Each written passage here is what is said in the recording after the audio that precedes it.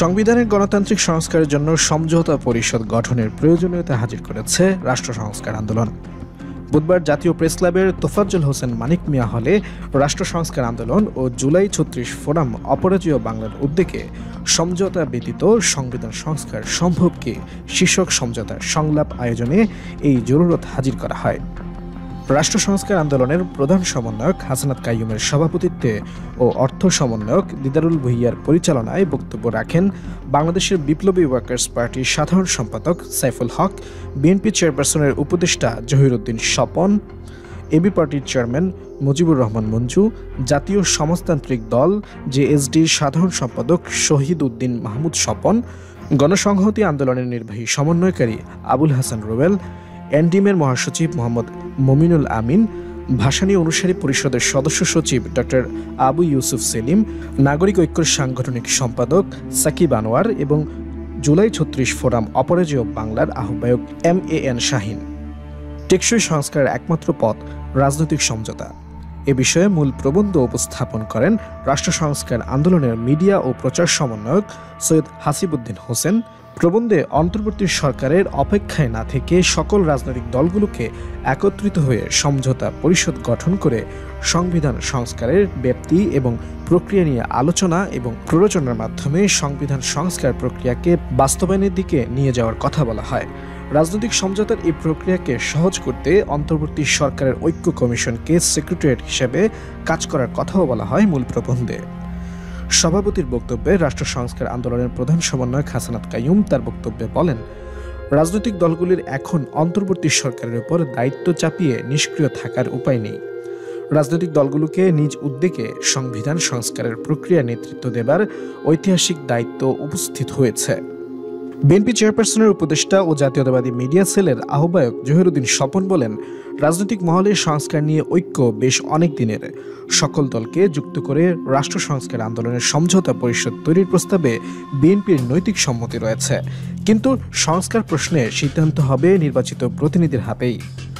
বিএনপির ৩১ দফার ভিত্তিতে সমঝোতার কোর্স অফ অ্যাকশন নিয়ে এর পরের ধাপে আলাপ আনতে হবে বলেও জানান তিনি।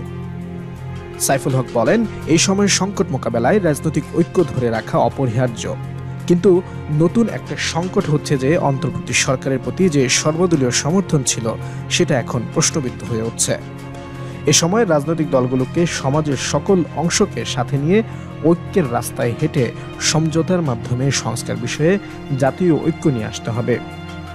মুজিবুর রহমান মঞ্জু বলেন, যেখানে বড় দলের ক্ষেত্রে সংস্কার সম্ভব হয়ে ওঠে না, সেখানে রাষ্ট্রের সংস্কার একটা বিশাল চ্যালেঞ্জ। ক্ষমতাকে শক্তির জায়গা থেকে বিশ্লেষণ করতে হবে। সমঝোতায় আসতে ছোট বড় সকল শক্তির ক্ষমতার ভারসাম্য আলোচনার প্ল্যাটফর্মে নিয়ে আসতে হবে।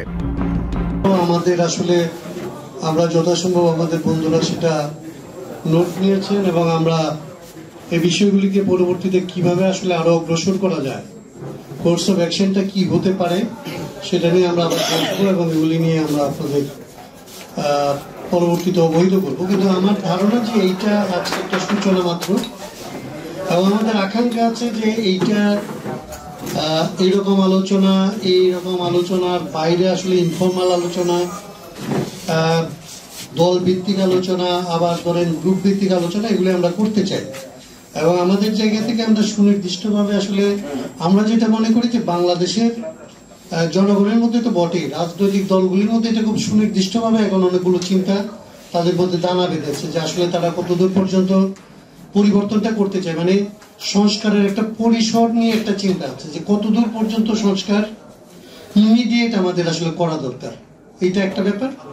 আরেকটা বিষয় হচ্ছে যে এই সংস্কারটাকে আসলে টেকসই করার পদ্ধতি কি হবে, কোন পথে আসলে সংস্কার করলে এটা আসলে টেকসই হবে। এই দুইটা বিষয় নিয়ে আমাদের মনে হয় যে আমাদের রাজনৈতিক দলগুলির বিভিন্ন ধরনের ধারণা আছে, এবং এই ধারণাগুলি নিয়ে আমরা এতদিন ধরে আশা করেছিলাম যে আসলে আমরা সরকারকে এটা চাইছিলাম, সরকারের কাছে আমরা প্রস্তাব করেছি বিভিন্ন সময় যে সরকার এই জায়গাগুলিতে আসলে হস্তক্ষেপ আর উদ্যোগ নেবে, ফেসিলিটেট করবে। কিন্তু আমরা দেখছি যে আগামী 8 তারিখের মধ্যে 6 মাস পূর্ণ হবে এই সরকারের, তাদের দিক থেকে কেবলমাত্র কিছু কমিশন ছাড়া, মানে এক্সপার্ট ওপিনিয়ন ছাড়া, বাকি আসলে যারা এটার জন্য আন্দোলনটা করেছে, জীবন দিয়েছে, লড়াই করেছে এবং যারা ভবিষ্যতে আসলে এই দেশটাকে পরিচালিত করবে, যাদের হাত দিয়ে এটা আসলে এই সংস্কার বাস্তবায়িত হবে, তাদের মধ্যে যে তাদের সাথে যে ওই পরিবেশরে আলোচনাটা হওয়া দরকার, এখন পর্যন্ত আমরা এটার কোনো উদ্যোগ তারা বলছেন কিন্তু এটা নিতে দিচ্ছে না।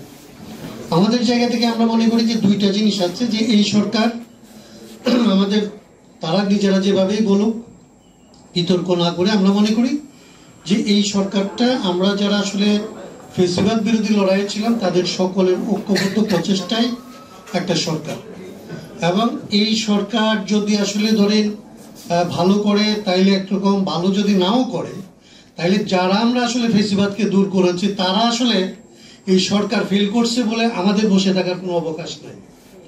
আমাদেরকে আসলে আমাদের দেশকে পরিচালনা করার জন্য, আমাদের শহীদদের, আমাদের সন্তানদের আসলে জীবনদানকে অর্থবহ করার জন্য, তার চাইতেও বেশি ভবিষ্যতের বাংলাদেশকে আসলে এইরকম